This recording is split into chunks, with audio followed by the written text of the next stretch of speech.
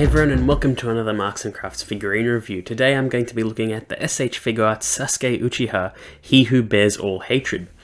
And much like the Naruto Uzumaki Jinchuriki Entrusted with Hope, this is a 2.0 version of Sasuke. I don't have the 1.0 style one, but it doesn't mean we can't look at this figure anyway. But basically it's a revised figure that's more anime accurate, with better accessories, better sculpt, and better paintwork. And just generally a more updated design, because a lot of those figures are getting old now. So, quickly have a look at the box, and much like all the other S.H.Figuarts, window in the front, and promo art that's stylized just a bit to fit the Naruto style, and sort of make the joints of the figure blend a lot better. Now my box arrived damaged, unfortunately, which kind of sucks. It's just dented all around, but the figure itself seems fine. Which is the really important part, but I would like a pristine box, but it's not a deal breaker. Anyway, you can see there's some more promo art on the side, some poses on the back, and little showcase of articulation and accessories, and Sasuke Uchiha's name written in, oh my gosh, it's hiragana? I don't think it's katakana. I think it's hiragana. It's been a while. Anyway, it's written in Japanese, and it's just Sasuke Uchiha, and I'm guessing that that's the one who bears all hatred on the side there. But yeah, so it's a nice looking figure. If it's anything like the Naruto, it will be a good figure. So let's open it up and have a better look. Yeah, first things first, when you open up the side, you can see the full promo art there, and it looks quite nice. And now that he's taken out of the box, we can have a bit of a closer look at the figure. So you get the figure itself, you get a Chidori effect piece, a bunch of different hands, and 4 faces. So there's the standard face that he comes with, there's one with the Sharingan and Rinnegan, there's a gritting face with Sharingan, and a sort of neutral face with Sharingan, as well as a set of swords. There's a fully sheathed one, partially sheathed one, so he's like drawing it, and as well as a fully unsheathed one. So you've got a lot of options for how to display the figure, and I think there's a little bit of his like rope obi type thing, and we'll get into that as well. So taken straight out of the box, here is the Sasuke Uchiha, and we'll quickly go through the general paint and sculpt of the figure. You can see just generally the sculpt, he's very proportional to how he is in the series, looks nice and clean. The only thing is that there are obvious joint cuts because this is a posable figure. But generally the colours seem nice, the sculpt is good, and it looks like Sasuke. So, how he feels in hand, he feels pretty good. The joints feel a little bit loose, but they're definitely holding poses without any issue. He probably shares a lot in common with the Naruto figure because of them being released in the same line and just general structure of S.H.Figuarts. I don't know how obvious it is on camera, but off camera there is a noticeable color difference between the painted chest and the just bare plastic face and neck. The features of the face are most likely just printed on with a decal, so that's why the face maintains like a bare plastic sort of feel, which is a bit of a shame because it's quite pink, the chest piece. It's just, you can probably see that it doesn't match, but it looks really weird in person, and there are a few other things with just like the paint isn't perfect here, like on his cuff here there's a bit of a mark, or more that it's not fully painted in.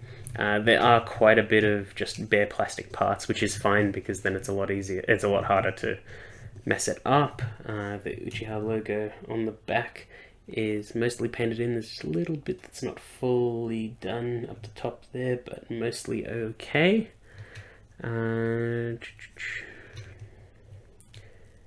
Everything else is mostly bare plastic. His toes are painted, but the back of his foot is bare plastic, so the black and the toes are painted. Gives a weird finish on it. And yeah, just wherever it's painted, the color matching just wasn't that great on this, which is a bit of a shame. I will say that his base face doesn't look that great. So I'm just trying to get him to look straight. There we go. Now, I will say that his base face without any Sharingan activation, it looks pretty meh. It's just like, it is him, but it's just a very neutral sort of face. There's nothing interesting about it. And yeah, Sasuke without the eyes doesn't seem like much. But the actual sculpt of the hair is fantastic. It just does actually look like him. The flared out collar of his sort of cloak, as it's changed over the course of the series, looks good. This whole sash, obi rope and everything like that looks good. It's all rubberized, so it's easy to move around. His skirt is rubberized as well, and it's got major cuts in it, so it doesn't get in the way of the posability, which we'll go through as well. But yeah, it maintains the actual aesthetics of Sasuke, so I think it genuinely does look like him, so that's a really good point for the figure. I'm going to swap his face just so he can look a little more interesting while we go through the other features, and we'll also go through his faces as well. So his other faces, we've got the Sharingan with gritted teeth. We've got a neutral face Sharingan, and now that I look at it, it's two different styles of Sharingan. So his sort of standard ones, and I think those are the Mangekyo Sharingan on the gritting teeth one. I'm pretty sure, I can't remember the names that well. But his other yelling face is him with the Sharingan and Rinnegan. And all the detail work in them is really, really good. And you can see how tiny these are. This is printed detail. If they were fully painted details, it'd be way, way, way more impressive. But it still looks really, really good.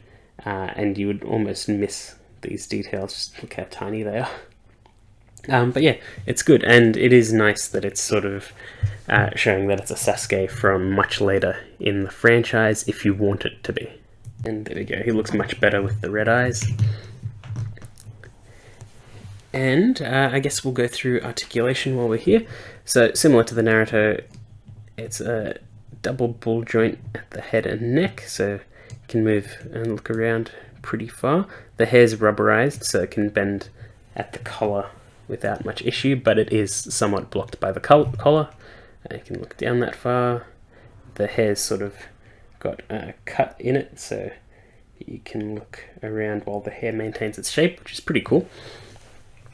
Similar to the Naruto, we've got a butterfly joint there, we've got a ball hinge there, we've got a arm swivel there, but it's more just the cuff, and the arm proper can swivel, and double bend, but you can't get that much out of it, unfortunately, because of the sleeve. And ball hinge on the wrist. The upper torso, much like Naruto, can bend and rotate around, bend down, back and forward that far, which is pretty good. It does cut into the figure a bit, which is a little bit of a shame. These rope things can move out of the way and rotate so they don't interfere with anything. As I said before, this is rubberized, so you can still kick up that far and out that far, which is pretty damn good. There's a swivel at the thigh and a double knee bend, so you can get a really good bend out of it, as well as a toe bend, pivot at the foot, as well as a swivel. There's a swivel up here as well as down the bottom, so that's cool. So his articulation is pretty much on par with Naruto, just probably limited a bit more due to his actual outfit. So this, even though it's rubberized and does get out of the way, it still does restrict it a little bit, as well as the restrictions at his collar. As for swappable things and gimmicks, you can take out this part of his sash if it lets me. There we go. You can take it out there, and it leaves a little ball socket, and at that socket you can attach this other piece. But now that you've swapped out that part, there's a socket in there, and in that socket you can slide his sword.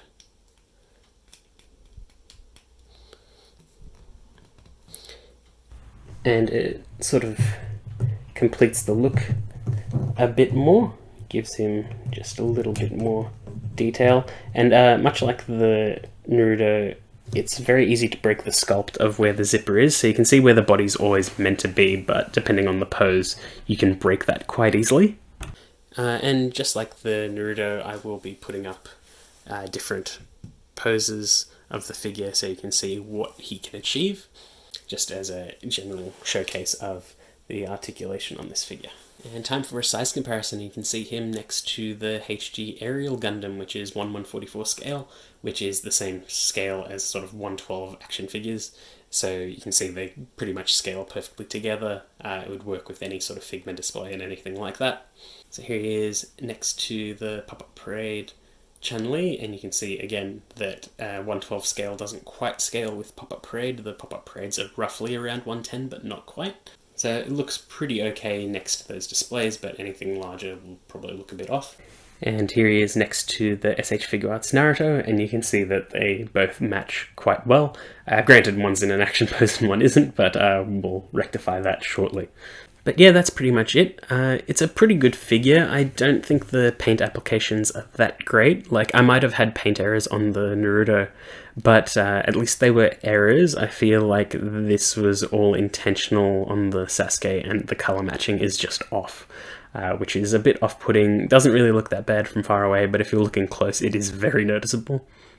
But yeah, it's a little bit of a problem. If it doesn't bug you that much, it's fine, and it's not a super expensive S.H.Figuarts, at least not now, but the aftermarket on figures like this is just insane. But yeah, I hope you enjoyed that video, and I will see you all next time.